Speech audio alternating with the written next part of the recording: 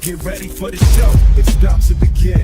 Pro fan talk when we dive right in. Sports talk, hot takes, ain't nothing we lack. We the real fans, nothing holding us back. Mic check, 1, 2, y'all know the drill. We bringing the energy, we keep it real. From touchdowns to liquid air on the slam dunks on the court. Every sport, every game, we holding down the fort. We breaking down the plays, dissecting the stats. Pro fan talk, we keeping it fat. Debating with passion, no filter, no doubt. We the voice of the fans, we scream and we shout.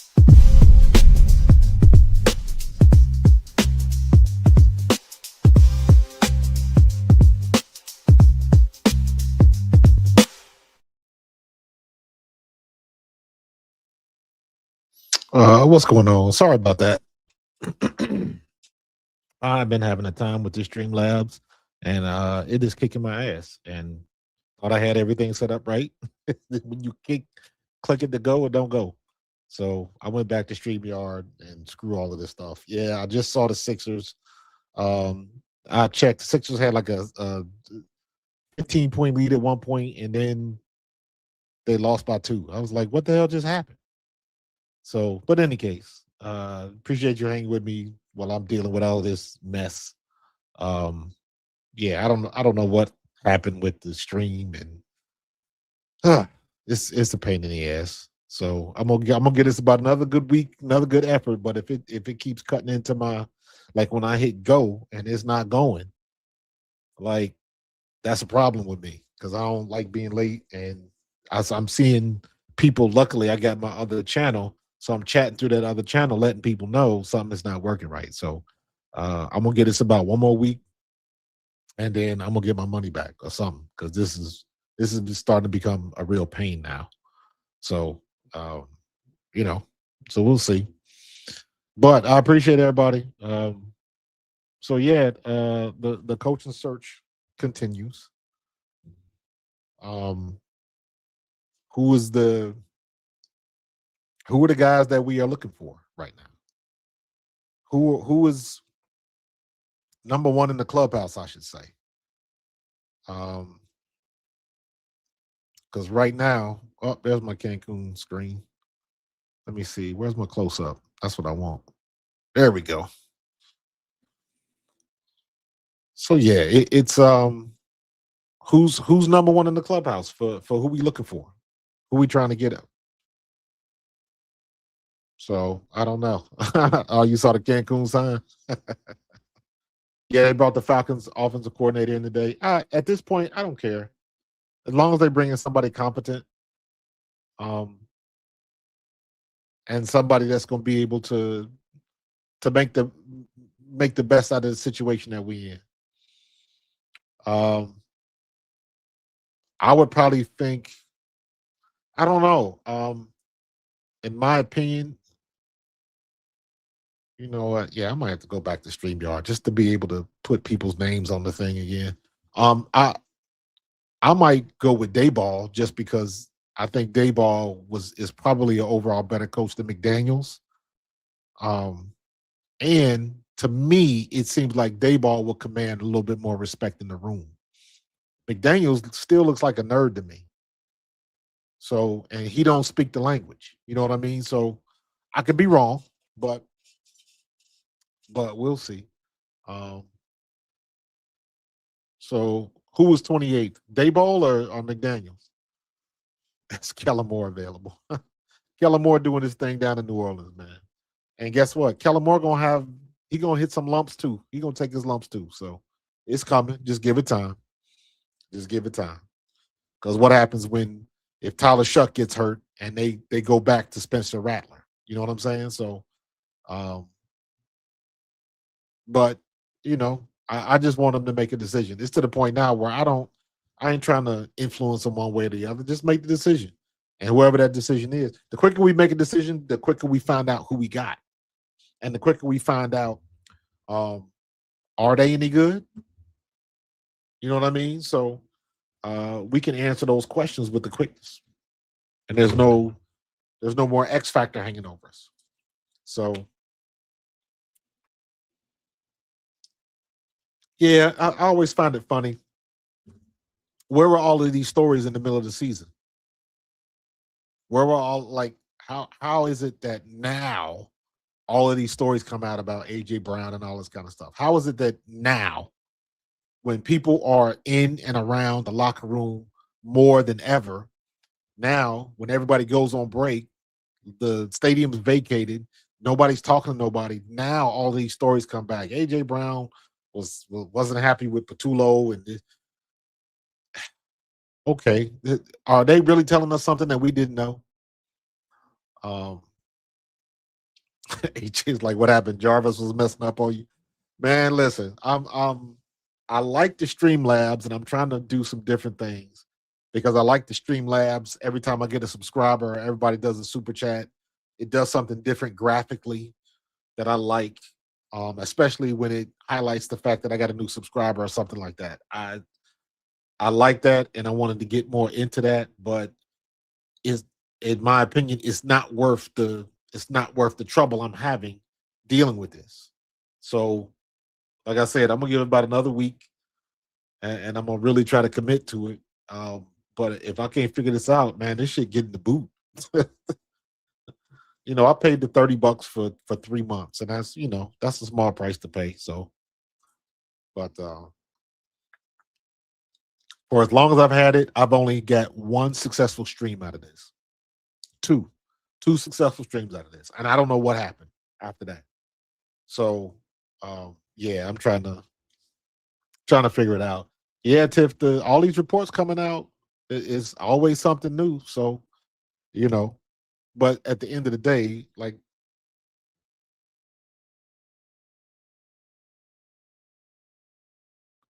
how much do these people really understand, and how much are they really plugged in, and all that kind of stuff? So, um, it's gonna be what it's gonna be. They At the end of the day, they either gonna get rid of them or they gonna keep them.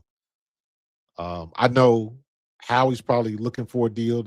I know they don't want to get rid of him because that contract, and you don't give contracts like that to people all willy nilly. So they believe in AJ, and I don't think AJ really wants to leave the locker room. But we'll see. I honestly, I think it depends on who they hire.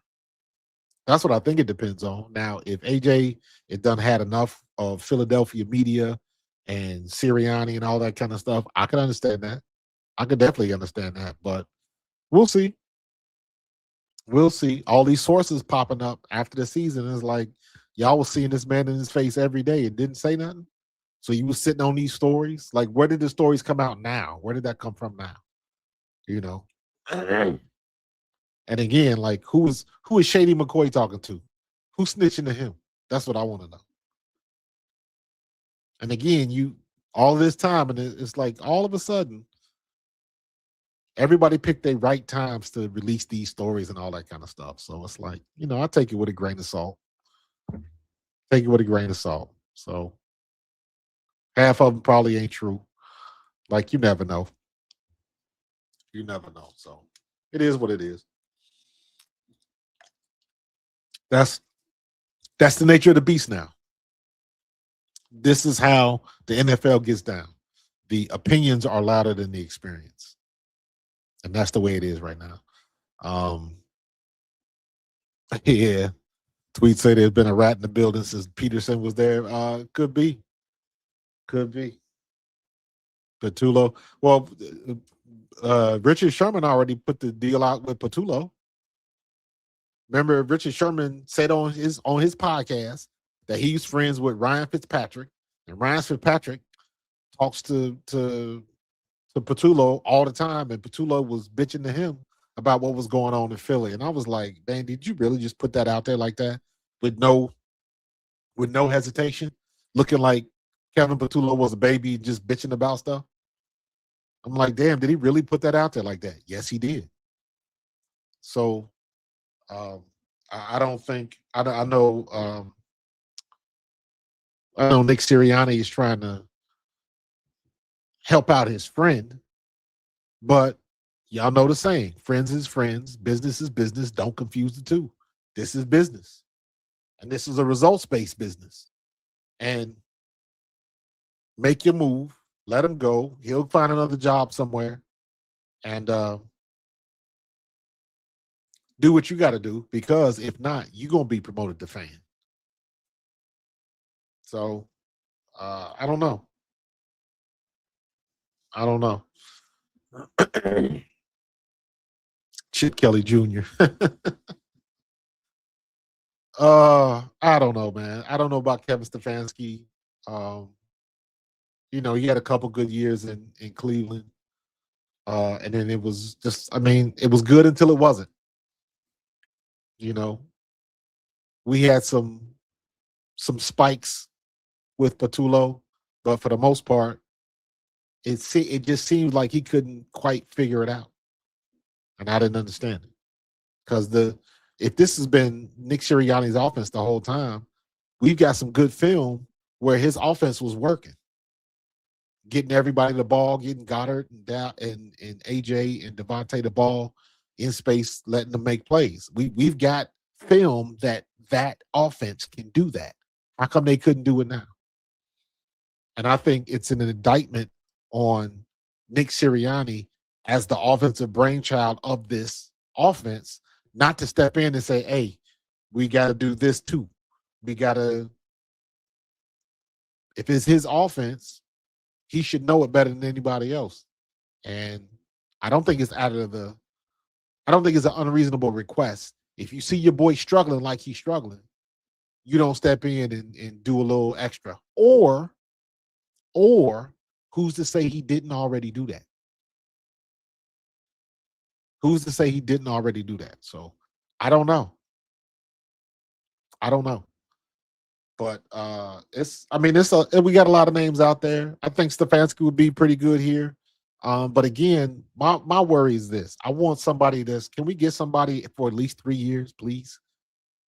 Can we put that in writing? They gotta stay at least 3 seasons, because we gotta get some type of continuity with our quarterback. And it's to the point now where it seems like he's suffering because of that. He is regressing because he don't have the same voice in his ear year after year. He ain't got nobody like Kyle Shanahan. Brock Purdy, Kyle Shanahan is getting the best out of Brock Purdy right now. So, like, what else do you want? That's a prime example of, if you got the right system with the right personnel, you can make things happen. Mr. Irrelevant has got an opportunity to go to the Super Bowl again. So is it the player or is it the system? It's a little bit of both.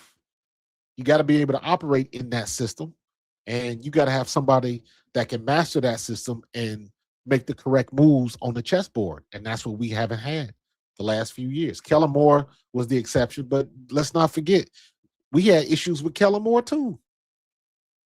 We had issues with Kellen Moore not calling plays and calling the same bubble screens and all that. We had the same type issues, except we got over it because they finally figured out Saquon could run the ball. And the offensive line was doing their job. They were paying their half of the rent. And now it's not happening no more. So, yeah, but Skip, that might be true. But in my opinion, Howie is untouchable when it comes to that. Howie's resume is gold. His resume is gold. He got 2 Super Bowl wins in 8 years, 3 trips to the Super Bowl with 2 trophies in 2017. So 8 years. This will be going into year 9. So he's been to the playoffs like almost every year. Howie's record right now is gold. You can't mess with that. You can't mess. You may have been able to do that during the Chip Kelly days. You can't do that now. Howie Roseman is he been putting in too much work. He been putting up way too much work. So you could have gotten away with that at one point in time. You can't do that now. Can't get away with that now. So I wouldn't say that. It's listen, man, let's not discredit how much work they put in together. You got to go into the meetings and you got to talk about it. Kellen Moore don't put a game plan in by himself. Kellen Moore, Nick Sirianni, Jalen Hurts, and Leffler, they all put in work together because they all study the film and they all bounce ideas off each other. So that's a collective agreement. Where my issue with Patullo was it seemed like on game day his decisions were not where they needed to be. His decisions, like to exploit again, like with San Francisco's situation, they didn't have no good linebackers. They was both pulling people off the streets. Why didn't we exploit that? How come we didn't see no quick slants across the middle? How come, like, AJ Brown should have had a field day on them linebackers. Dallas Goedert should have had a field day on them linebackers, and it did not happen. To me, that's just as egregious as a couple of years ago when we went down there to play Tampa Bay. We knew Todd Bowles was going to blitz us, and it seemed like we wasn't ready for the blitz. That's an indictment on whoever's calling the plays. We knew what was coming, and it seemed like the optics were we weren't ready for it. So that, in my opinion, that's why Kevin Patullo got fired. Rightfully so. It wasn't all on Kevin Patullo's fault. Kevin Patullo don't block. Kevin Patullo don't drop passes. Kevin Patullo don't jump off sides. So there's a lot of blame, a lot of player execution failure that's on the guys that's on the field at all times. But there does come a time where the guy calling the plays has to win the chess match. And it seems like we were losing a lot. Good first half, horrible second half. Good second half, horrible first half.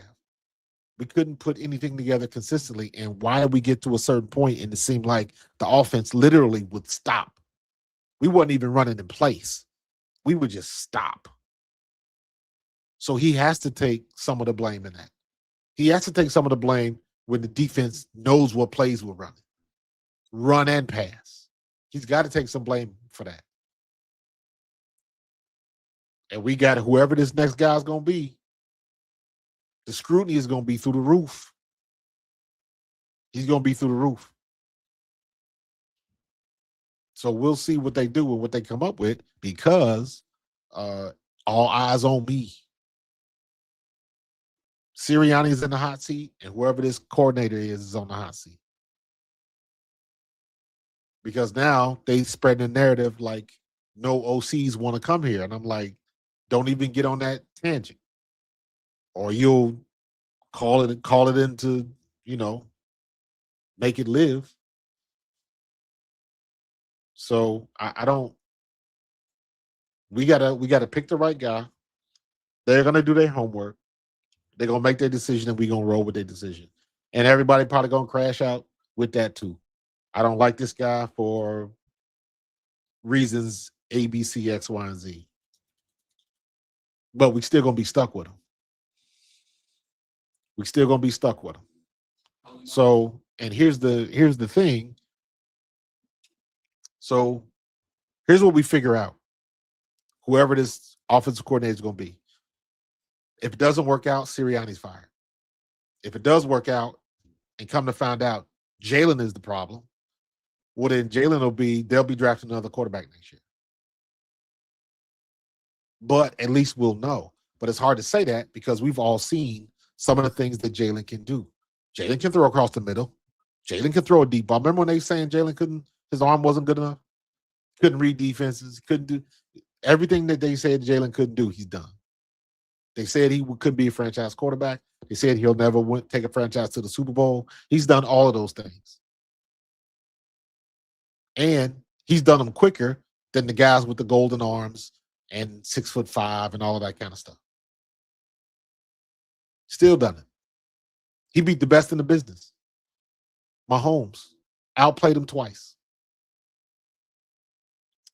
So there should be no doubt about Jalen Hurts. You just got to get the right play caller in there to use what he's got. I'm sorry, but you have to run the ball 4 or 5 times a game. Do it while you can still do it. So we got to get a decent passing game because we used to have one. I will continue to bring up the fact that AJ Brown broke that record. 6 consecutive games with 125 receiving yards or more in 6 consecutive games. That's the NFL record. Somebody threw him the ball. Somebody had to throw him the ball. AJ was putting it, or Jalen was putting it on the money. So you had to do it. So I don't think it. You know what? And I said this before. Um, Thank you for the super chat, by the way. It's not if, it's how. It's not if, it's how. When you look at that game against the 49ers, loss is a part of the NFL, but it's how we lost. It's how we lost that game. That's what stings everybody. It sucks. Thanks again, Green Wing Man, for that $10 super chat.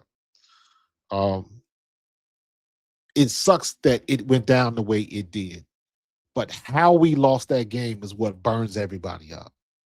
We ran all go routes at that particular time in the game, and AJ couldn't catch the ball, and Devontae dropped the ball, all of that kind of stuff. Jalen missed the double slants on the other side a couple plays earlier. Like, all of that stuff is how it goes down. How you lose a game or win a game will determine if you still have a job. So I don't know, Carlos. That's a good question. That's a good question. If other quarterbacks would be the problem if they dealt with what Jalen deals with, when I think any quarterback that's got a different coach in their ear year after year after year is going to have problems. It's going to have problems. Should be able to have 230 passing yards a game minimum. I agree. I agree. That 2023 year, I felt so bad because that was the year that Jalen was supposed to surpass 4,000 yards. And then the last 4 games of the season, they just shit the bed. They just literally the bottom fell out. Jalen needed to have like 200 yards a game the last 4 games of the season, and he would have got to his 4,000 yards. Because the 4,000, to me, 4,000 yards makes you puts you in that unwritten category of a legitimate passer in the league. 4,000 yards is the threshold. But he didn't get nowhere close to that this year. But he didn't turn the ball over. All of those back and forths. Because guess what? Matthew Stafford can spread that ball around. And he's arguably one of the best in the business right now. And guess what? We got the same amount of Super Bowls as he does. So I don't put too much stock into that. So, how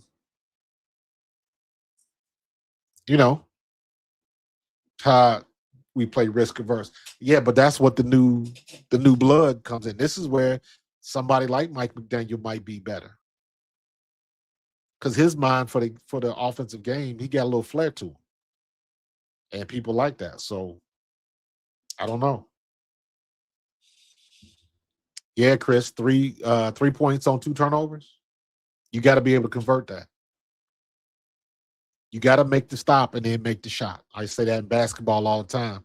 If the team makes a great defensive stand and then don't convert on the other side, don't make the jump shots on the other side, the defense doesn't do you any good. You got to make the shots on the other side. If the defense gets a turnover, the offense has to score points. We had to get more than 3 points on 2 turnovers. We've been waiting for Quinyon Mitchell to come alive like that all year. And then, we don't do nothing with it. And it burns me up even more that idiot from the 49ers is talking trash. I was like, man, go ahead on with that. You ain't did shit all year. Stop playing. So, I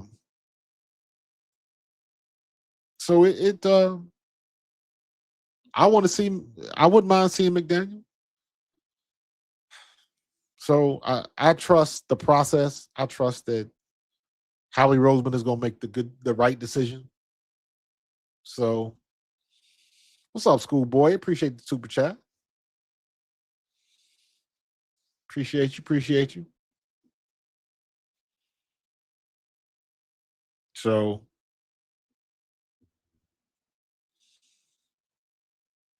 yeah, yeah. He had a good run game, and we didn't use Swift right. We didn't throw Swift no screenplays. He could have got that if we used Swift the way Chicago uses them now.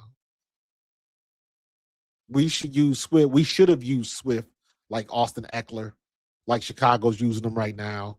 Get him the ball in space. A screen pass is just another handoff. Get get the ball to your running back in space. Give him enough room to make plays.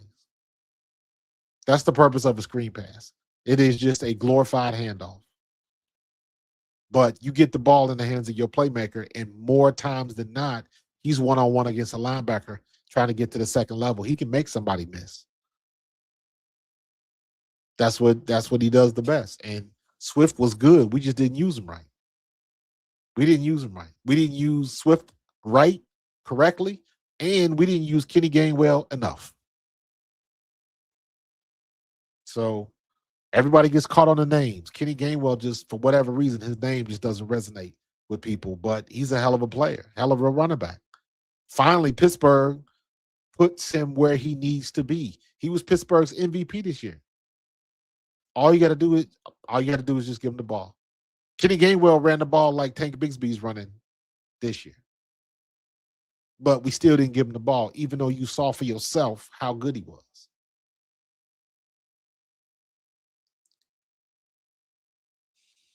Oh man, I go back and look at them days, look at them films from Andy Reid and the little running back we had, Darren Sproles. Oh, it was beautiful. It was beautiful. But we just don't do it no more. We just don't do it. So I don't know why we don't do it, but it is what it is. That's why we got to inject some new blood in it, and they gotta. That's the thing about Sirianni's offense that I don't like.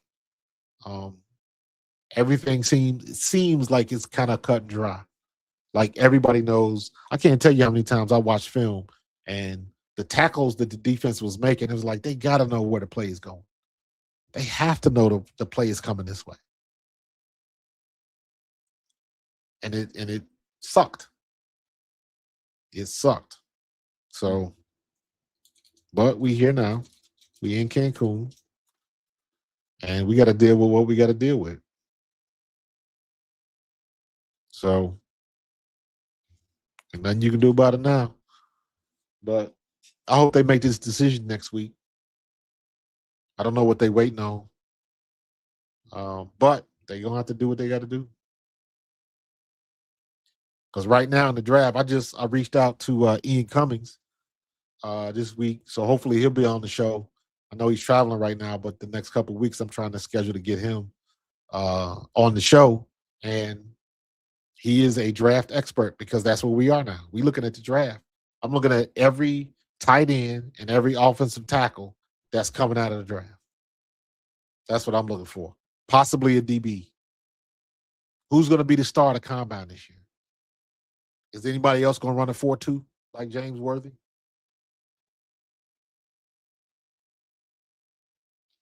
Or not? What did I say? James Worthy. Was it Xavier Worthy? So seems like the NFL doing what they got to do to break teams up. No, this is the cyclical nature of the NFL, man. NFL stands for not for long. So even when you get to the mountaintop, it's hard to stay there. It's hard to battle and keep your spot at the top of the mountain. Very difficult. Very difficult. Yo, Low Eagles, I put the link up. I put the link up. I'll put it up again. So yeah, if you got some ideas who you think should be OC, Yeah, hit the link. The link is up. Knew my man Chris was gonna be first. What's going on, dude? What up, Coach? How Cancun treating you? Haha, it's nice. I Nice. What's good with you? Talk to me. oh man, unreal. I mean, it's the first time I think we've been on since Sunday.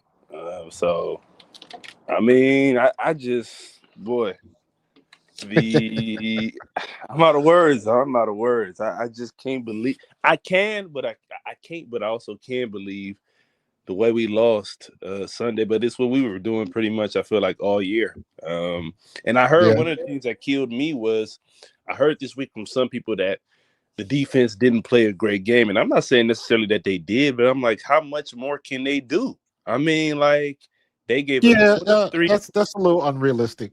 Yeah. Um, Like you say, coach, other guys get paid too. Like we're not gonna hold yeah, everybody to 13 every week. Like it's just and two things can be true. They didn't defense didn't have their best games in the first half, but they Mhm. still played good enough to win. Exactly. And that's what I was about to say. Like they put us in position to win that game still. I Yeah, mean, I was like, people were like, well, they had a lead and they let San Francisco drive down, but we could have drove down and scored. And they gave us 2 turnovers that, like I said, if we would have scored touchdowns on either one of them drives, game probably would have been over at that point anyway. Because then it turnovers would and have special teams exactly. killed And us. then we had another short field that we didn't capitalize on. So it's Yeah, like I just missed the extra felt point. That missed extra came that point. came to bite us. It did because if makes that extra point, now at the end of the game, all we gotta do is kick a field goal, and if Yeah, he makes it, we at least get to we overtime. kicking for overtime. Yeah, or maybe if we down 3 instead of having to go for the touchdown, maybe we call that drive a whole lot different, and maybe we still can run the ball a little bit because we got the field goal anyway in the bag. So, Yeah, but I just am like, man, it's unfortunate. I've been rocking with him the whole year with what AJ was talking about. It's unfortunate that he didn't make some of the plays that I thought, we all know he can, but he was warning us all year. I don't know what people is like, missing when it came to his message. Like he was saying all year, like, this is not gonna cut it. Like this offense is gonna catch up to you at some point.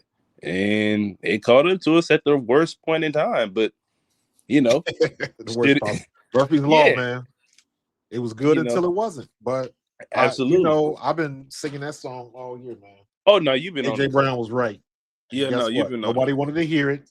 All they wanted to do was kill the messenger. And Yeah. And to piggyback off that, the contingent of fans that I know you've seen some of my comments, the soft ass fans, and I'm like, do y'all think him not being on the team somehow makes us better? How? I'm I don't understand that at all. I'm like, where y'all seeing that? You know what I'm saying? We as a passing offense, we're trying to improve with him. We still have our struggles with him. You think without him we're gonna be better? Right. Where? I feel Like, the same way. And let me say it like that, just to be fair. Um, it's possible. It uh-oh. is absolutely possible. However, if you let him walk, whoever you bring in to replace him better be up to par. Because if it's not, it's a problem, and it becomes a problem for Devontae Smith. Well, and that's my thing. To me, the caliber of a receiver AJ is, if you're talking about just at the receiver position, to me, there's only about 3 other guys that I feel like are on his level. That's about it. Right. Is if you want to say Jamar, Justin Jefferson, I don't know anybody else after that, really. Like that's about it. And those guys are up for trade. And I'm like, I'm gonna be honest too about something. And maybe coach, you can help me out with this. The way we pass the ball on offense, I don't know any top flight wide receivers that are clamoring to come play in Philly. Not the way we pass the ball.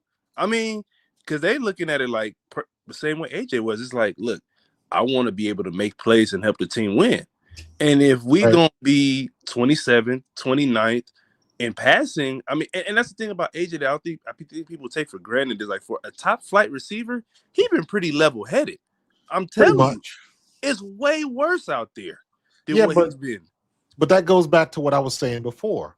Um, when AJ Brown broke that record, that was still Sirianni's offense. Absolutely. This is what I said. I said this to Tony the other day. He kind of laughed at me, but I was like, it's a very abstract way to get to the point. It's like when I was in high school, I Mm-hmm. studied architecture. When I was Right. in college, I was mechanical design degree, all that kind of stuff. So what that means is if me and you didn't study the things that I studied, if somebody dumps a box of Lego bricks, I'm probably gonna build a better house. Correct. That doesn't mean you don't know how to build bricks, how to put the Legos together. That just means with my history and expertise, I'm probably gonna build a better house. That's what I saw with Patullo. Right. He opened up the box. He know what he's doing. He just not good enough. He not. And to me, and to piggyback off what you said, Coach, I think Sunday, as bad as it was, Sunday, the team we played and what we saw was the exact importance of what we've been stressing all year. That San Francisco team was beat up, banged up, lost their best. Well, McCaffrey might be their best, but they lost tight end in the game. And you see what Shanahan was able to create. And then when I tell people that, all I ever hear is, well, Jalen can't run. I'm like, BS. That's BS. I don't want to hear that because that's what coaches do. That's what coaches do. And one thing about Shanahan, mm-hmm. and it's San Francisco is the best example because everybody knows who's getting the ball. Yep. George Kittle's got hurt. Everybody knows who's getting the ball. Right. Eventually, they're going to come down to CMC at one point in time, and you still cannot stop him. Right. That's what you need when you call in the offense. You got to have plays, and you just say, hey, we going with this because regardless of what defense is ahead of us, they can't stop this play.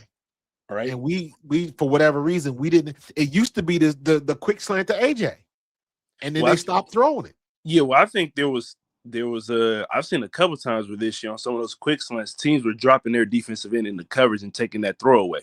And so, you know what I'm saying? Maybe teams kind of adjusted to that. But the thing with Shanahan is that, like you said, you always knew who he was going to, but he had a counter for everything. Like that last touchdown, and I didn't even want to go back and watch it.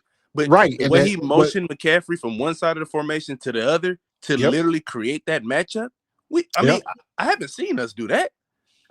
Because we don't have that type of creativity. But that's what I'm saying. With a good offensive coordinator, let's just use the example of A.J. Brown again. If the defense knows that the quick slant is coming, okay, what's the route off of the quick slant? Exactly. What's the double move? Exactly. What's the double move? And then when you do the double move, okay, is it a dig out back to the outside? Are you going to straighten it up and go vertical? Are you going to make it a deep post? He thinks you're going vertical, then you break it off at an angle to create some separation. So, every play should have about 8 different variations of it. Absolutely. So, and the frustrating part is we've done it before, but all of a sudden we just stopped. Schoolboy, thank you for the $5 super chat. As bad as the offense was, still on pace for 1,400 yards.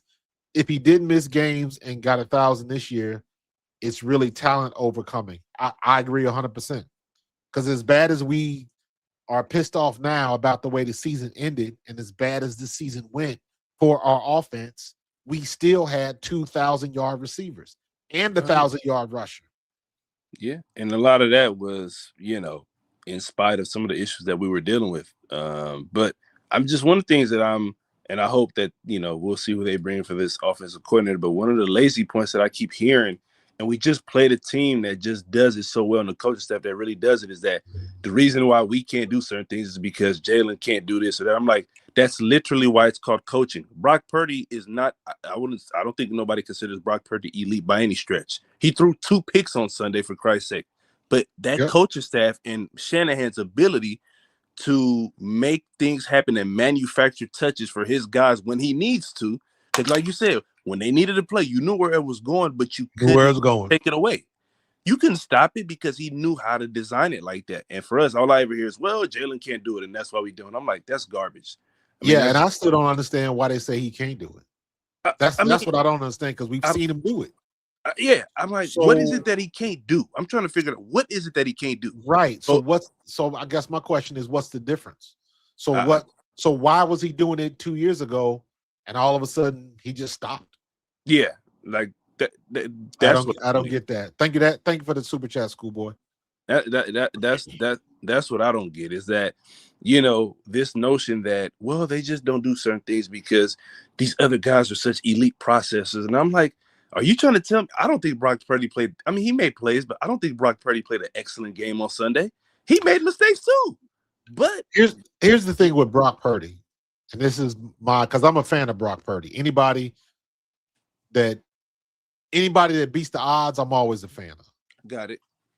But Brock Purdy understands Shanahan's system. He does. To your point, he's not the best quarterback, but he understands the system well enough to know where to go with the ball, not to make the mistakes, even though he does. And Shanahan believes in him enough to just like, okay, made a mistake. We got to keep it. We got to keep it moving. We got to keep it moving. So they create plays. Brock Purdy recognizes and get rid of the ball, and it's simplified because, hey, get the ball in the hands of your playmakers, let them make plays, and they do that. Yeah. And even though they had all of them injuries, everything that went crazy for them, Brandon Ayuk not playing and all that kind of stuff, they still in the playoffs and they still battling for a spot. That's coaching, man. And they got a good chance of winning this weekend. Yeah. And to me, that's coaching. And I'm not denying there is a player execution aspect of this because Saquon had a drop, AJ had one, Devontae had one. We had a holding call. Yeah, everybody had one. So there's a player aspect to this where they do got to take accountability. But my thing has always been, I've been saying this quite a bit all year, margin of error, though. That's my thing. I feel like where coaches create that extra margin where Brock had 2 interceptions on Sunday. He didn't play a perfect game. But because of the coaching staff's ability to create those matchups and key moments, that allows them to overcome those things. We got to play a damn near perfect game and can't have no holding calls. We can't have no 3-and-outs because we can't manufacture enough plays for our playmakers more often than not. Look at when we lost against Chicago. Yeah. Oh, Caleb Williams was not good that game. He wasn't good at all. I think he completed like 10 passes. Yeah, he was like, I think he had 130 something yards. Yeah, like 10 for 21, something like that. But he did just enough to win, and the defense and the run game just exposed us that game. But that was the only game it was like that. That was. But they got us. We got on that one. But they put too much pressure. Not pressure. Pressure is the wrong word. They give too much attention on the quarterbacks that had good games against us. And it's like it's bound to happen eventually. Yeah. But most of those times we still came back and won them, with the exception of that one. Yeah. So, I mean, and like you said, as bad as the defense might have played that day, they only gave up 24 points. Like, I don't think a team with our offensive talent should have trouble scoring 25 points, 26 points. Like, we should be able to do that. Like, even Sunday, you trying to tell me the team we got against the defense we played couldn't get you 24 points? Are we serious? That's the problem. That's the problem right there in a nutshell. And I've said it from the beginning. We kept losing chess matches. We sure did. Kept losing. We kept getting out coached. I don't know how many times I looked at it all 22, and like the defense knew what we were running. When you got a DB that walks up to the line of scrimmage, coming back from the safety position, walks up to the line of scrimmage, and instead of attacking the quarterback, he attacks down the line of scrimmage and damn near gets the handoff from Saquon. He knew what play it was. He knew. He knew what play it was. He knew. And then people are gonna, suggest that, they're gonna say that's Jalen's fault because they can't be complex, which I don't know what the hell that even means. But then it's like, oh, that's just what we do. And I'm like, at some point, like, coaches gotta be like, it is very much a chess match. Like, it's okay, if a coach beats me on this play, I gotta come back with something. Like, coaches do it all the time. Like you said, whether it's Ben Johnson or Kyle Shanahan or Sean McVay, like, these things happen. But I just am like at a mindset that I think the most frustrating and disappointing thing I feel like this year is this defense, even with all the guys that we lost last year, was still really good. I felt like, and good enough to win. I thought our defense was phenomenal. It was phenomenal. And I'm like, dog, at some point, offensively, we got to help them dudes, man. Like, we got to give them something to where they don't have to be so perfect all the time. But we were we were hoping and expecting that to happen, and it just never did. It And never did. that to me, that's the biggest indictment of Patullo, because it's like you ran out of options. Sure did. You ran out of options. You couldn't think of anything else. And Yeah. every now and then they would have the cute play, the shuffle pass to Dallas. It they made it known, or I should say the media made it known, when we ran some things that the defense hadn't seen before. Yeah. So when you put that much attention on something that should be mundane, that's when you know they're on the struggle bus. That's like, giving your kid the standing ovation when he learned how to tie his shoes. Well, that's great, but when you're adult, I'm not gonna cheer for you when you tie your shoes. You're supposed to know that.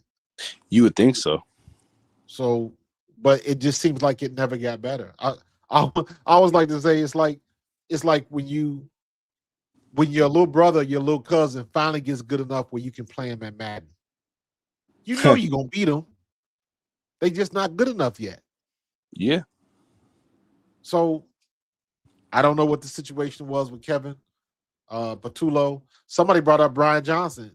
Listen, Brian, in my opinion, Brian Johnson was in the same boat. I think Brian Johnson had his wrist tied in Sirianni's offense, and he didn't like it. All right. But that's the gig. Yeah. But see, and my thing with I've heard this too, and I think this is where we're being extremely disingenuous. This is just my opinion. When people talk about Sirianni's offense, I've heard a couple of people say, well, his offense has led us to be as successful as we are. And I'm like, well, to a certain extent, true, but have we also been afforded to play that type of offense because of what Vic has done with the defense? Because to me, Nick's offense, when it needed to come through for us against an inferior opponent, where was it?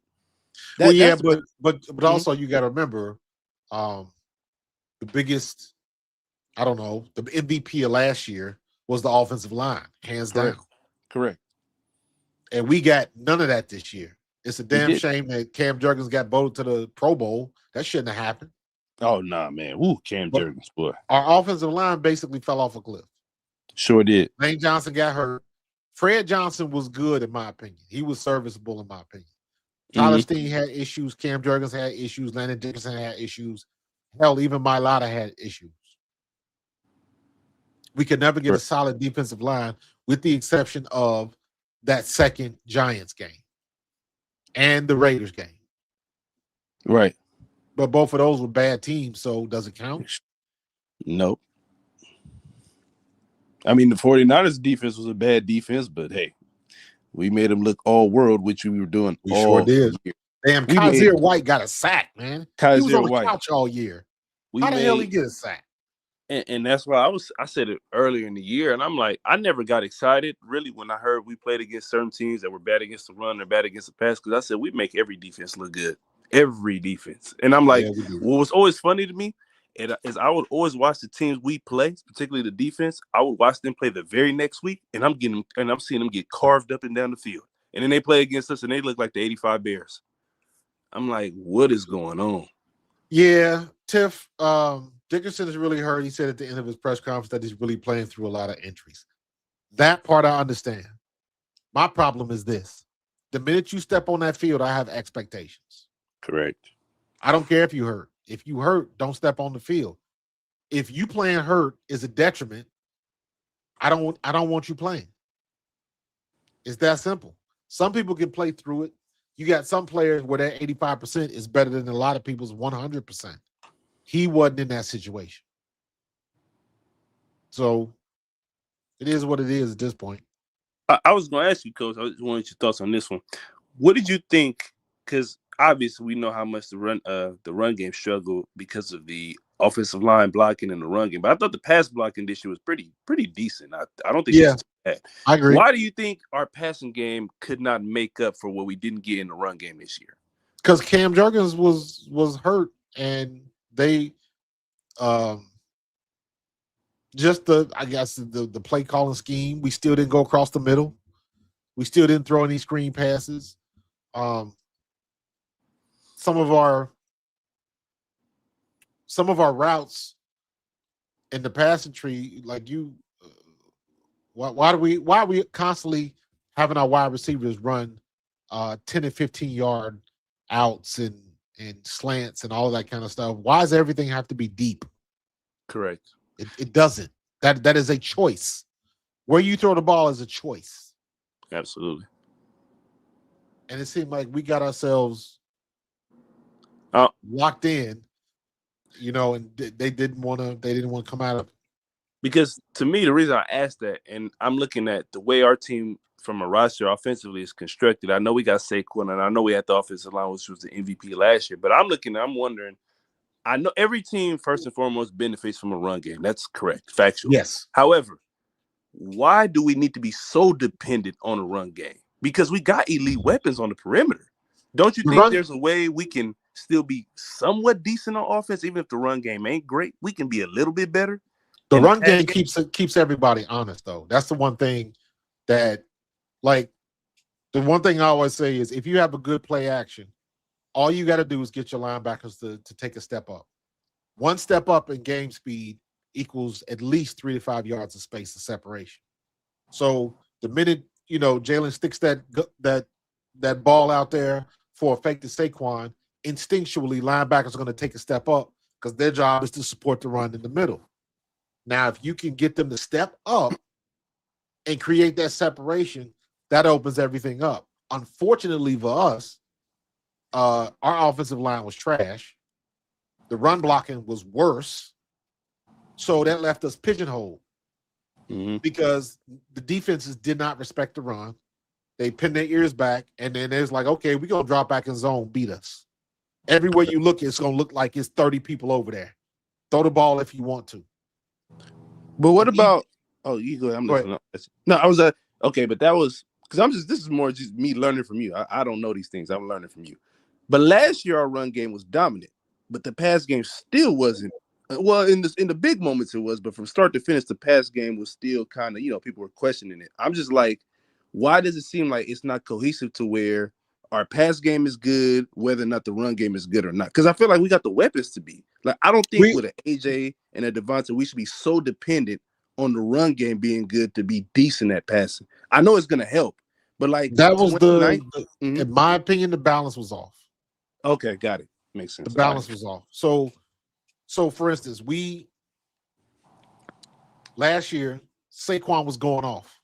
Yeah. Saquon was ripping off 50 and 70-yard runs and all of that type of stuff. So the defense had to respect what was going on. I got you. When we did get the opportunities to throw the ball, what were we calling? We complained about the same stuff last year. Why are we constantly running this? How come we don't do this? How come we don't do more play action? How come we can't get Jalen under center? We had the same issues with Kellen Moore, except Saquon just covered a lot of it up. Right. Yeah. Right. So, that's the way it goes sometimes. We had the best running back. We had the second best season for a running back ever. You roll with that. You roll with that.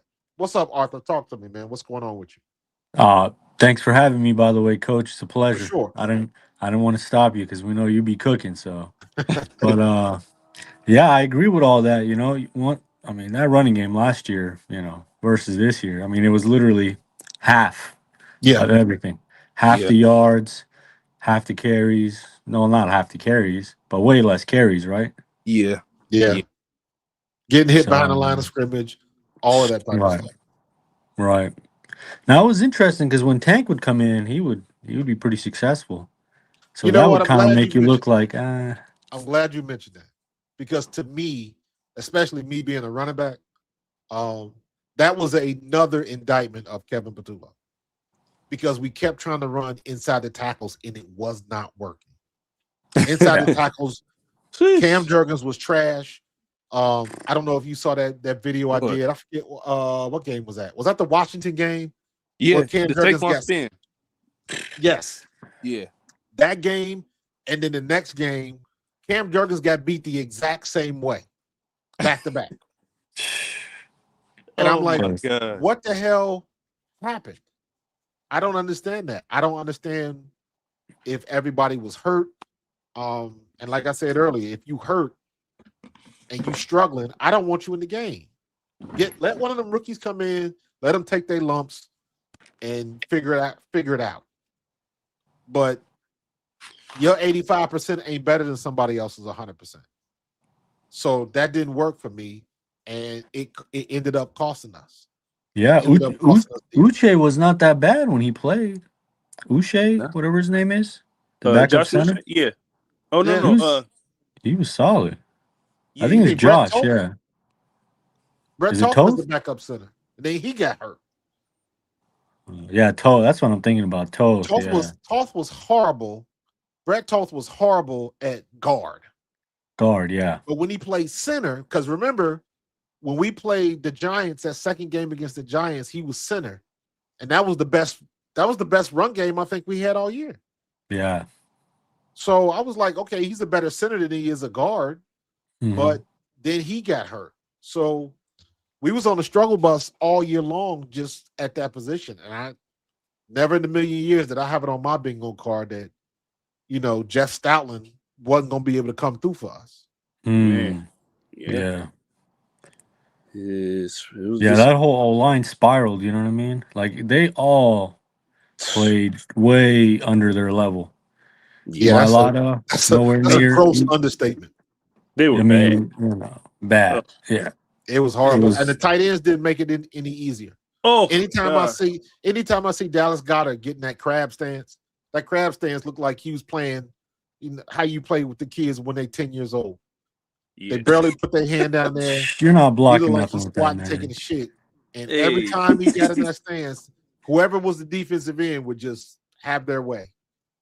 I'm telling you, the run blocking this year was awful. It was trash. From It was everybody. And horrible. that's why I hated when they would try to nitpick whether it was AJ. And I'm not saying necessarily he was the best blocker, but I'm like, dude, everybody in the run blocking was bad. It was horrible. It was Tight bad. ends- Grant was awful. Like I saw so many people like, why are they running the Oh, ball? when Grant- Calcaterra was terrible. Terrible. The best blocker man. we had wasn't even a damn tight end. It It was was Van Sumeren. It was. Yeah. And then he got hurt. And then Latu came in, and Latu became the best blocker because he was Yeah. basically just a hybrid fullback. I think they said two of the guys that we missed this year that were really good in the run game were Johnny Wilson and Ben Van Sumeren last year. Exactly. They were huge. Johnny Wilson's a great blocker. He really is. Hopefully he'll be back next year. Yeah, he should be. Because I think right now, like I'm very curious to see. I want to see more Darius Cooper because I think, in my opinion, he shows some promise where he could be a solid number 2 if AJ Brown walks. He got the same build. I don't know if he's as fast as AJ is. I'll try to look him up on I don't know what his combine tape was. I don't even know if he went to the combine. But I know he's got the size and he had a phenomenal preseason. I would love to see more of him if they're gonna let AJ walk. But still, if they're gonna do that, you got a mighty big shoes to fill. Yeah. See, to me, I'm just like with AJ, if that happens, to me, it's more so just in the production that AJ has. It's the fact that you got to account for him so much when he's on the field and how much that opens up everybody else. It's not even just and that's the thing that people say, and I do think Smitty can be a wide receiver 1. That's not the problem. Absolutely. It's the fact that it's a difference between being a wide receiver 1 and when it's like, okay, you're it. And we are game planning and nobody else is going to attract that kind of attention. Because AJ does that a lot. Like when other teams. He does. He forces defenses to make a decision. Yeah. And he also helps Saquon. And we were in the unique situation where we had that 4-headed monster. We had AJ, Devontae, Saquon, and Dallas. And actually, if you want to count Jalen Hurts when he was running the ball, that makes 5. Yeah, that's 5. Yeah. So it keeps the defense honest because you never know where it's coming. And whether it's a pass, whether it's a screen, whether it's a handoff, all 3 of those skill positions are Pro Bowl level players. So you gotta make your decision on who you're gonna cover, who you're gonna go after, who you're gonna run blitz, all of that type of stuff. And we just didn't get that from our offensive line this year. No. Saquon Barkley is making people miss 2 and 3 yards behind the line of scrimmage. trying to make chicken salad out of chicken shit just to get back to the line of scrimmage. Yeah, 2 spins just to get back to the line. Yeah, and what I wanted to say about Tank Bigsby, if you watched all of his Tank Bigsby's best runs, even Saquon's most of his best runs this year, they were designed to go inside and they bounced it outside. Yeah, right. They bounced it outside, got around the corner, and made an explosive play out of it. How come Kevin Patullo couldn't just scheme some of that? I don't know. Make up a play and just said, hey, it's going to look like you hitting it inside, but you're going to bounce it outside on purpose. Change up the blocking on the edges a little bit so you can try to pin that man down so they can, they got a corner to turn. But it's like the NFL is a copycat league. Yeah. Everybody was copying plays like that but us. Well, they say the reason, is because of Jalen. That's the excuse for everything. They blame Jalen for everything. He can't do it, so that's why we don't scheme it. Like, come on, bro. That's just weak to me. Like, coaching matters, man. We're gonna find out. We're gonna find out this year. Yeah, we're gonna find out whoever this new offensive coordinator is. The pressure's on Jalen. Yeah, because I think he's gonna be in a situation where the opportunities for him to throw the ball across the field, around the field, all that kind of stuff is going to be because everybody's going to be trying to get out of that funk that Patullo put us in. So they're going to be trying to spread the ball around. So now it's going to be on Jalen. Like, hey, everybody's looking at you. Can you run these exotic concepts that everybody's bitching about? I'm with you, Chris. The exotic concept is an overrated phrase. Yeah, I just don't know what that means because I want to see. All concepts in the NFL are complex. Yeah. Because I really wish you could do this. I know you did a thing on the film. Whatever the elite passing games do that we not doing, I want to see that on film. Because I just want to know, what does that mean? Like, what does that look like? Because I just hear these words like exotic or complex, and I'm like, they're talking about like layered passes in the middle of the field. Yeah, but even that makes it sound more complicated than it is. Because you're gonna do one or two things. You're gonna beat a man-to-man, one-on-one, if they playing you man, or if they in the zone, you gotta. The thing with zones have a weak point. Every zone defense has a weak point. Yeah. So you just gotta exploit the zone. You're either gonna flood one way and let somebody string across the middle, or you're gonna run it backside after you get everybody to run one way or the other, which usually happens on the play action. Okay. So how you beat those defenses is not complicated. But for whatever reason, we couldn't figure it out. Man. Yeah. That's another indictment on Kevin Patullo. KP, man. KP.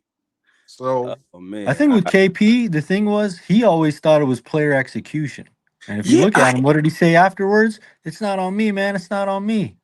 He thought it was player execution, so he never changed anything. With that.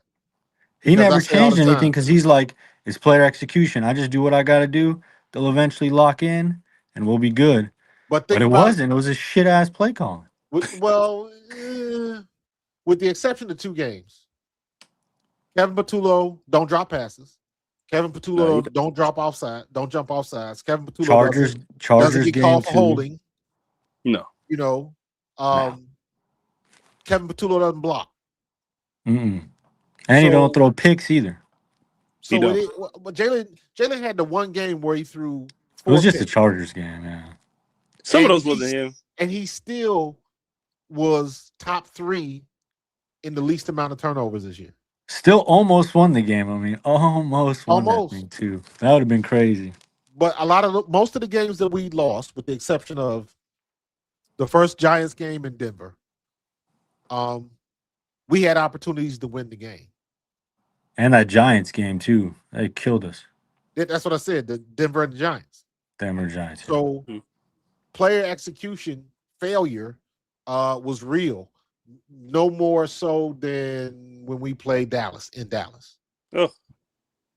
Devontae fumbling the ball in the red zone, like stuff that happened that normally doesn't happen. That's player execution failure. Yeah.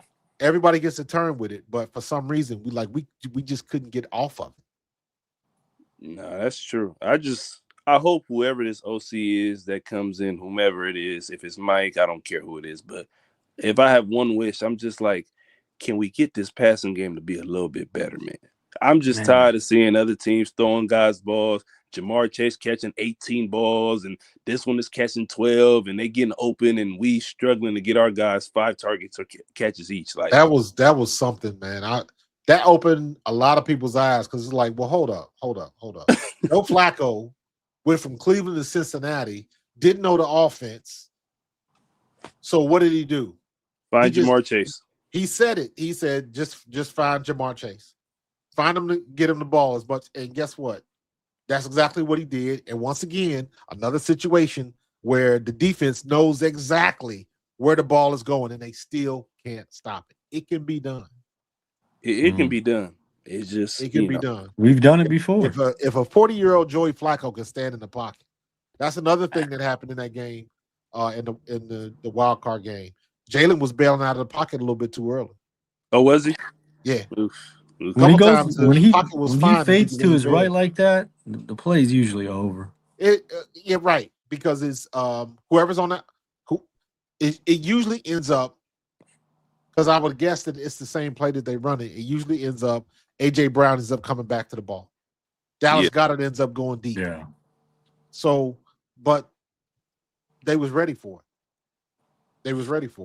And it again, another situation where it was looking like, well, how do they know our plays? Because we was predictable. Very, very extremely. And I'm like, boy, I just hope we can, whoever come in, we can fix it. Because like I said, Jalen gonna be on the hot seat for sure next year. Like, if he don't, but I think Jalen let will it be fine. I think Jalen's biggest issue is that Jalen plays soldier too well. I agree with that. He's being a team guy. He don't want to ruffle no feathers. All of that. That's got to go. If Kevin Batullo would have been coaching, Aaron Rodgers. Oh my God. That's a different set of circumstances. Aaron would have been he would have been throwing subliminals in the press conference every week. Yeah, but guess what? Whatever we have against Aaron Rodgers, you can't say he ain't a bad man. Oh, he is. So you take the good with the bad. And I think the only person that was kind of willing to do that was AJ. And Correct. They turned to vilify him for it because maybe Jalen's personality is laid back, which is fine. Everybody has a different personality. There's nothing wrong with it. But I think AJ was the only person on the offensive side that was willing to stand up and be like, this ain't good enough. And it's crazy to see him being vilified by people because what he and you said it this way, just because he said that doesn't make that doesn't have anything to do with the fact that he played subpar. He didn't try to play subpar. Drops happen. I mean, DK had a drop the other day. Devontae Adams had a drop the other day in the playoff game, so it happens. But I'm like, he was the only one I felt like that was willing to stand up front and be like, look, y'all, our process of the way we're playing is going to catch up with us. Like, we're not going to keep getting away with this. Yeah. No, he was right. He was right. First time we really needed it, it was over. Yeah. And he said it. And I'm like, what AJ said is exactly what happened in the playoff game. Like, the defense not going to bail you out every week. Like, and then 2 weeks later. Not no playoff game, no. Not no playoff game. Later, Devontae Smith and Lane Johnson co-signed. I know. Nobody talked about that, though. Nobody talks about it. Nobody. They co-signed exactly what AJ said, and they gloss over that with the quickness. Yeah, nobody. And I think this is where I think people, I guess, sort of fall in love with player personalities, I guess, more than the message of what they're trying to say. Like, I could care less who said the message. If it's right, it's right. I don't care. Like, it's right. It could have been Devontae. It could have been Saquon. It could have been Lane. Like, as long as what they're saying is factually correct, it's right. But for some reason, AJ is the only one by some that's getting vilified. Like, I don't know what he said that was wrong. Even last year with the passing comment, Coach, he was right about that too. He was the low-hanging fruit. Yeah. He took the heat because somebody needed to say it. Exactly. That's what I think. Exactly. And him being a captain, he was the one that was supposed to say it. And I still don't understand why everybody got bent out of shape for that. I think you know what I think it is, Coach. My theory is I believe, and I might be wrong, but I feel like there are people within the fan base and every fan base that have this thing where they feel like they have to protect anything that might make the quarterback look bad, even though I don't think AJ was intending to do that. So I think when people hear a receiver talk, they feel like it's the TO thing, the TO stigma that's been passed down, even if it's not true. People got the TO stigma still going on to this day, where if you hear a wide receiver talk, he's being a diva. And it's like, no, you got to let that TO thing go. You got to listen to what this man is telling y'all. He's not in the driveway doing sit-ups and stuff like that. He's just telling y'all that our offense is going to catch up with us. That's all he's saying. But because of the TO stigma, and especially in Philly, gets blown out of proportion. It's blown way out of proportion. It's so many people that I've heard say, well, it's TO. I'm like, first of all, TO won the Super Bowl champ already. AJ is. Let's get that clear. So AJ should know about winning just as much as anybody. And two, that was 20-something years ago. That don't have nothing to do with what AJ's talking about right now. Like, that wasn't even in the last decade. And I'm like, people are talking about getting rid of, at least in my young life, the best wide receiver I've ever seen put on an Eagle jersey, just because he was trying to warn y'all that our offense is going to catch up with us. Like, I don't get it, bro. Y'all want to go back to do they want to go back to Jalen Reagor? Do they want that? No, they don't. Jalen Reagor and JJ, I think, a Whiteside. Whiteside, yeah. Yeah. Trash. And who was the other one that was a quarterback before he was a receiver? I forget. But yeah. We had Quez Watkins, too. Quez Watkins, yeah. But you know what? The funny thing about Quez wasn't that bad. He wasn't. Quez failed in the biggest moments. That's the problem right there, yeah. Yeah. None other bigger than Super Bowl. When we played the Commanders last year and he dropped that pass. Was that Quez? Was Quez on the team? Was Quez on the team last year? Yep. I thought he was in Pittsburgh. Quez was gone last year. No. You know what? I'm thinking of that play against Washington like 3 years ago. When he caught it and then fumbled it? Yeah. I'm in like a time warp. Yep. That's what I'm thinking of. But he didn't show up. He didn't. No. He didn't. You know. So but it is what it is, man. And I've said this before. I have supreme trust in Howie Roseman to make the right pick. They're taking their time, so I hope. Have you said who you wanted, Coach? I think I missed it, probably. For OC? Yeah, I don't care. I think Dayball or the dude from Miami, Mike McDaniel. Yeah, I think one of them two will be the best one. I think what's his name? Munkins. He's out. He got hired somewhere else, didn't he? I think he's following Harbaugh. Yeah. He went with the Giants, yeah. I think he followed Harbaugh. They picked themselves, Harbaugh and man. Yeah. Did they? Not bad. Yeah, I think Tom Munkin is going wherever Harbaugh go. They got Harbaugh, but guess what? Harbaugh had Lamar Jackson and still couldn't. Yeah, I'm not sure what people getting all up in arms about. He had Lamar and Derrick Henry and Zay Flowers. I think he was a good coach. I think he is a good coach. But people, they making too much about him. And it's like, if you look at his record, like, bro, you had one of the best to ever do it, and you still couldn't get it done. You had a 3-time MVP. I know he only won 2, but he should have won that third year, not Josh Allen.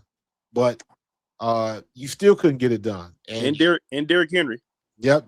And Derrick Henry.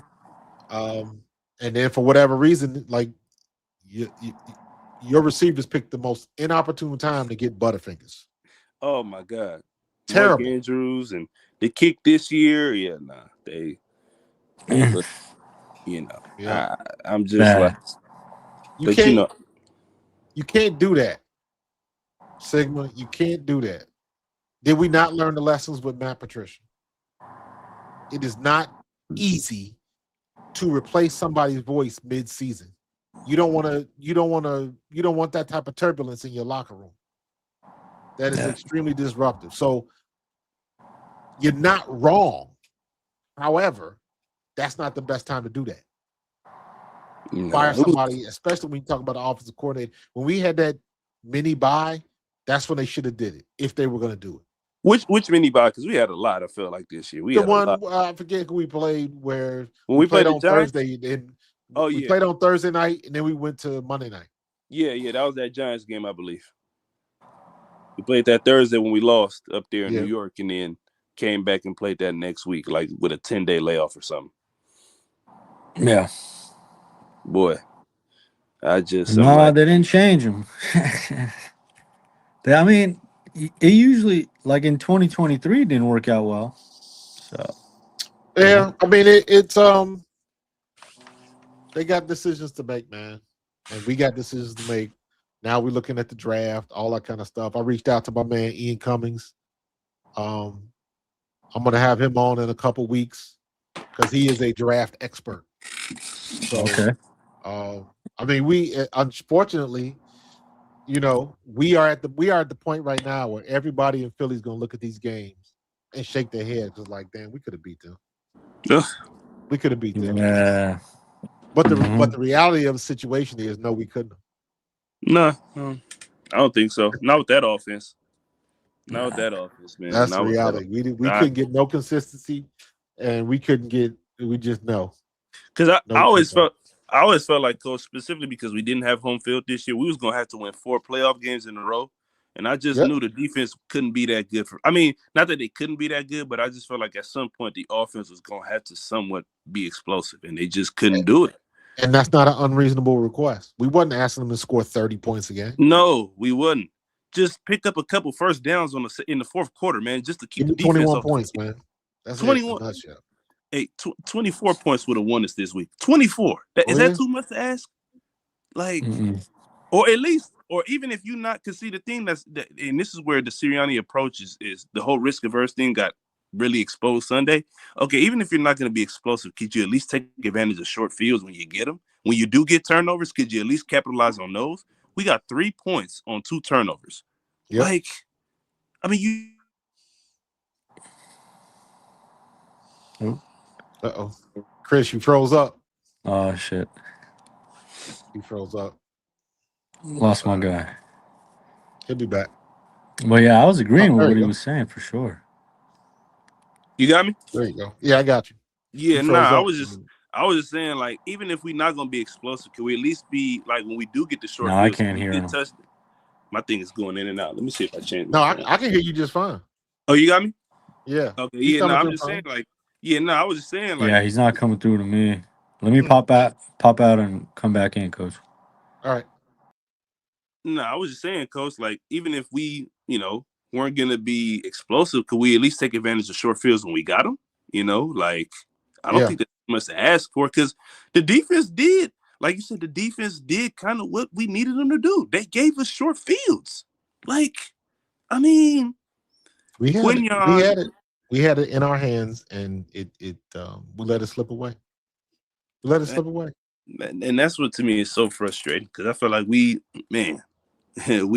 NFC ain't great by any stretch of the imagination. And This should have been if ever there was an easy trip to go back, this was it. This was it. Yeah, this would have been it. This would have And been it guess for what? sure. We on the beach in Cancun like everybody else. Early. I mean, we didn't even get a chance to, really get comfortable because I think the defense would have kept getting better as the playoffs continue. But man, hey, just got to get back to the drawing board. And hopefully, I think that defense, depending on who we can bring back, boy, I think that defense is going to be really good next year. Man. They got a couple holes to fill. Yeah. But I'm really hoping they find a way to keep Nakobe Dean. I hope so. I don't know how that's going to work. I hope so. I hope we can keep Nakobe. I hope Jalen Phillips, we can figure something out. And I really hope we can get somebody opposite of Quinion. But Adoree came on strong late in the year, though. I think Adoree got better as the year went on. Yeah. And I appreciate that, bro. Appreciate that big time, man.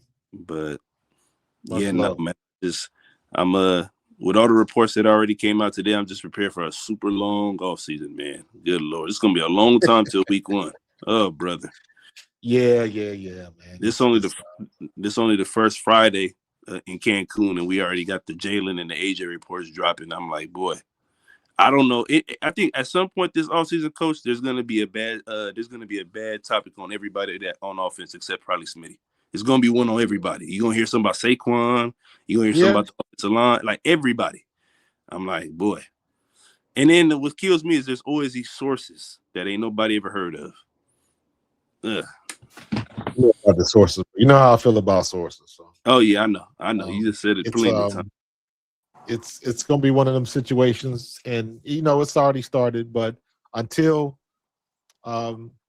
we're not gonna find out what we have until this time next year. Correct. That's true. Unless during the season we lighten it up on offense. Then we're gonna be like, wish we could have had this last year. We would have went to the Super Bowl. Yeah. That's But I was thinking something similar too, in that I don't know, like I didn't know how to feel about the Patullo firing, because I don't for me, I'm not gonna know for sure until about week 8 next year. And if the offense still look the same, I'm gonna be like, well, I don't know what the issue is now. But if we explosive all of a sudden and we scoring 30 and 40 points a game, I'm gonna be like, oh, well, okay, maybe it really was Patullo then. We're not gonna know for sure until next year, to be honest with you. So we'll see. But I know one thing I'm pretty confident of: Vic Fangio gonna have that defense ready to play. I don't care who out there. That's one thing I am sure of. Yeah. I hope none of it gets fat on the offseason. Yeah. So who you think, Coach, we should go before I get up out of here? Who you think in the draft, assuming we able to get past all these rumors? Who you think is there a preference for you? Nah, not really. I have zero. I've done zero homework on the draft. That's why I'm trying to get my man Ian Cummings. Ian Cummings used to work for what's it called? The Pro Draft. Hold on. I texted him today, and he was like, "I'm traveling for the next 2 weeks, but we'll hook up." He is on.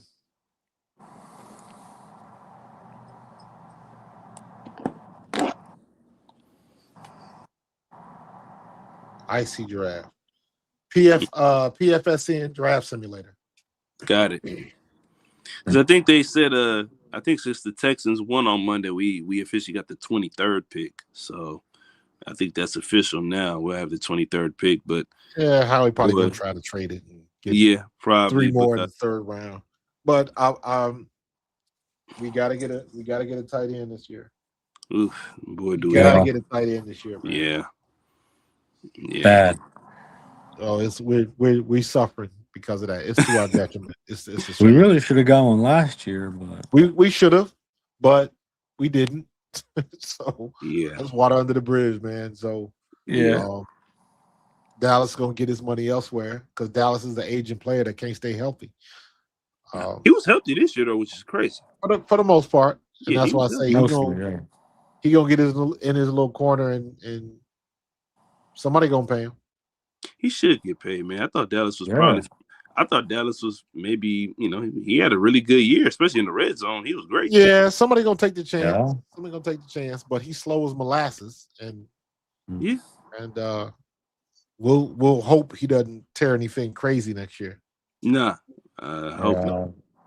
Unless we can get something solid at tight end in the draft, boy. If they can get him on a 1-year cheap deal, I don't think it'll happen. But if they could, boy, I wouldn't be mad. Because Grant Calcaterra, tight end 1, ooh, Lord. Well, they already did that this year with Dallas Goedert. No, we got to draft. We got to draft. We got to draft a big ass tight end. That's what we need. So we'll see. Hopefully, we can get past all this nonsense. But like I said, it's gonna be a long off season. I'm getting ready to turn off all my social media pretty soon that says Eagles because it's too much. Can't do it. If it ain't pro fan talk, I'm cool. Man, never that. I had somebody. I was in the grocery store up here in South Jersey, and man walked behind me. He said, "I bet you want to burn that jacket." I was like, "Never that." It was an Eagle jacket. Never. Yeah, I had my Eagle jacket on. He was like, bet you want to burn that jacket now." I said, "Hell no." Nah, I said, "Hey, you got to take the good with the bad. We'll be back." Yeah, we'll be all right. We'll be back. You can't celebrate the Super Bowl last year and then leave the team behind this year. You know what I mean? Listen, man, if y'all want to complain, I'm too busy shining my chip. Right. That thing's barely a year old, man. You know what I mean? Right. Man, I know. Barely a year old. Barely. You know what I'm saying? But you see how hard it is to get there. It's hard. Hard. That's why you gotta appreciate, the ones we do get, because it's hard. Yeah, absolutely. But you also, knowing how hard it is to get there, you also don't want to not maximize them opportunities by getting play callers that ain't up to par, because it's hard. Like you can't, Yeah. you can't Yeah. not maximize. So I'm we'll glad see. they're taking their time, but I'm getting impatient. So, Yeah, I know. because I know. because whoever they pick will determine what we do in the draft. Yeah. Yeah. So we gotta wait and see. They're probably gonna grab Mike McDaniel, man. Boy, I I feel like hope it's so. lining up. I hope so. I hope Yeah. so. You would think. I hope so. Like, and I've heard people say, like, well, he may or may not match, Jalen the person. I'm like, look here. I'm at the point where that might be a good thing. Maybe we need to bring some different ideas and try to stretch what's already been done before. Because it's like, Oh God, yeah. We got to try something not different in terms of getting away from what's gotten us good, but bringing a different idea or two ain't the worst thing in the world. I It's mean, got to like, stop being predictable. You know yeah, what I it's mean? got to be. The risk averse offense has got to go next year. I don't want to see that. Like, Got play to to go. win. Play to win, I don't please. know. I got a plan for a video I want to do. And I'm gonna go back. I'm gonna go back to 22, 23, and 24, and look at how many times did AJ catch the ball across the middle. Ooh, a lot. And then I compare and contrast that with this year, and just A some of lot. our best options and our best resources we didn't use. They won't use it. I'm like I said earlier, I'm like, just to me, the coaching glaring, the coaching thing was so glaring because I said, like, I saw so many bad defenses we play against us and look amazing. And I'm like, all of a sudden it was just, well, maybe the players aren't that good. I'm like, but I just saw that same defense get carved up by lesser players the week before or the week after. How does that happen? Very easily, apparently. I saw the Cowboys had the worst defense, one of the worst defenses in the league. They played against us week 1, and I think Smitty and AJ had one catch each. Huh? I'm like, what are we doing? But one of them things, man. Yeah, it was suspect from the beginning. Yeah, it was. And the only person that was willing to tell us they trying to kill him for it. Crazy world we live in, man. Yeah. But all right, fellas, have you seen the new one? Real quick, you guys seen the new one? They're saying that AJ Brown requested like a trade multiple times. Yeah, I was asking a question early. I was like, how does that? Why does that come out now? Same day as the Jalen piece too. When it was interesting. It would have been much more juicier during the season. How does that come out now? That's what I don't understand. It's crazy. So I'll take all of that shit with a grain of salt. All of these lists and rankings and all that kind of stuff. To me, it don't matter because people going trash Jalen now because he was one and done. And I'm like, yeah, but he got the chip. What does your guy have? What does your guy have? Listen, Coach, I'm not gonna lie. This the off season the Jalen haters been waiting for 2 years. They couldn't do it last year, but they come in full force this year. They're gonna have the off season of their lifetime this year, boy. Ooh. Oh yeah. I agree, but I would rather have him spend that time with that OC. Yeah, facts. Get that whoever it's gonna be, get that voice in your head now. Yeah, you can get used to it. You can start performing, and we can get back to. I want to be able to watch a game next. It's like, man, he threw for 283. That'd be you know nice. what I mean? That'd be nice. I don't want anybody to shortchange them. They got to make this decision on who they're gonna bring in, and then we'll go from there. Yeah. So we'll see. Absolutely. Yep. But I appreciate you always, man. Go Birds. You got it. Appreciate it for having us on, Coach. Go Birds. For sure, Art. I appreciate you. Don't be a stranger, brother. Absolutely, brother. Thank you. There we go. All right. I'm about to shut this one down. Good conversation tonight, man. Good conversation tonight. All y'all in the chat, man. Stop being scared. Get on camera. And remember, you don't have to be on camera. You can turn your camera off and I can still hear you. But great conversation tonight, man. Hopefully we'll find out next week who it's going to be. Hopefully we'll find out. So I'm about to go to sleep. It is going to be a phenomenal game tomorrow. in Chicago. Chicago's supposed to be 21 degrees. Supposed to be the weather is supposed to suck. It's supposed to be wind gusts like 20. The Windy City, Chicago, was in effect tomorrow. So that is going to be a phenomenal game. I can't wait to watch it, man. So y'all have a good night. I'll see y'all tomorrow. I'm probably not going to stream live during the game until I get all of this mess figured out. But I probably will have a recap tomorrow night or Sunday. So, yeah, y'all have a good weekend. It's going to be some good football. And I will see you then. And as usual, go Birds.